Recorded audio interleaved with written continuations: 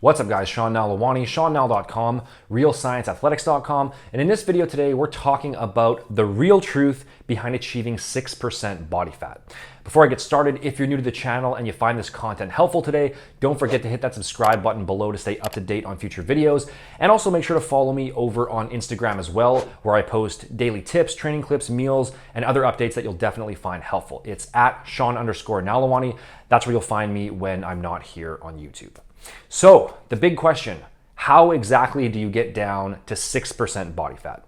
The simple answer is that you don't, because aside from a very small percentage of genetic outliers or drug users or genetic outliers who also use drugs, the vast majority of average natural lifters have no business trying to get that lean as any sort of long-term condition, and they won't be able to get that lean without experiencing very significant side effects. I know that there are certain YouTubers out there who make this part of their marketing approach and promote this idea of achieving 6 or 7% body fat as being some sort of normal standard that everyone should be able to achieve and maintain, and that if they can't achieve and maintain it, then it just means that they aren't on the right program. But this is actually a pretty dangerous thing to promote, in my opinion, because it's just not realistic, and it actually causes harm when you're constantly putting this idea in people's heads that leaner is automatically better, especially if they're a beginner and they don't know any better. Now, there's always going to be genetic variation at play, but as a general rule, most guys on average will probably start running into negative side effects once they drop below about 10% body fat. Okay, some guys can do 9%, some can do 8%, but in general, about 10% and above is where you'll want to be in order to be functioning optimally, both physically and mentally. And even at 10%, if we're talking about a true 10% body fat, even that is pretty lean as is. In terms of maintaining maximum strength and energy levels, probably more like 11 to 12% and above, that's where you'd want to ideally be. You might see these pictures online of guys on Instagram with shredded abs, striated shoulders, veins popping out everywhere, who are 7% body fat and they've got this big smile on their face, but in reality, they probably felt like shit when that picture was taken. And if you ask most people who get that lean, if they're being honest, they'll probably admit that even though they looked really impressive, they really didn't feel good at all at that low level of body fat, which isn't surprising because going down that low is essentially just a form of controlled starvation. It's not health and fitness at that point. It's literally gaining muscle and then starving yourself as far as you can physically and mentally tolerate. And it's not just a matter of being hungry either. When your body fat goes too low, you'll also have less energy, less strength. Your mood will go down, you won't be as mentally sharp, your sex drive will tank from the decreased testosterone, you'll probably feel more neurotic about your appearance in general, and then in more extreme cases, in certain people who are predisposed to it, there can also be longer term problems with things like eating disorders, body image issues, that kind of thing. So unless you have a very specific reason for why you're wanting to do it over the shorter term, maybe you're competing or you're dieting for a photo shoot or something like that, and you've done the proper research to really understand what it is that you're getting into and how to go about it properly, I really don't recommend that most people try to get shredded. And people really need to stop buying into this 6% body fat hype.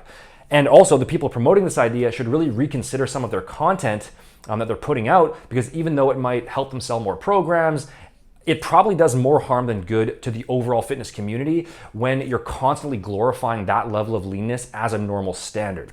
You can definitely be lean, you can be, impressively lean and still function really well. You can be leaner than probably 95% plus of the population with a visible six-pack and great muscle definition and vascularity, but there's a certain fine line where it crosses over into just being straight up unhealthy.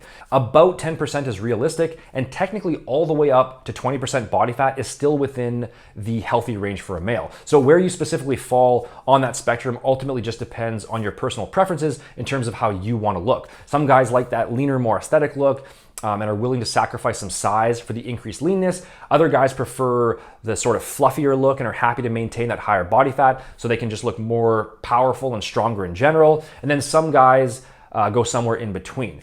Again, keep in mind that there will always be genetic outliers.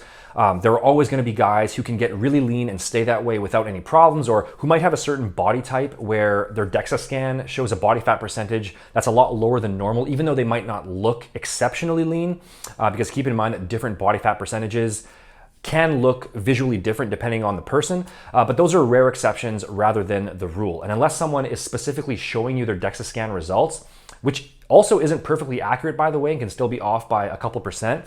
But without a DEXA scan, any specific body fat number someone gives you really shouldn't be trusted, because body fat is notoriously difficult to accurately measure. And unless you were able to physically slice your body up and measure all the different tissues individually, there's just no way to get a perfect reading, and most methods do have a pretty big margin for error. Most people underestimate what their true percentage actually is. I see guys online quoting themselves as 8% when they're probably more like 12%, or guys who say they're 14% who are literally like 20% body fat. So just take the numbers people give you with a grain of salt, because it's always just a rough estimation.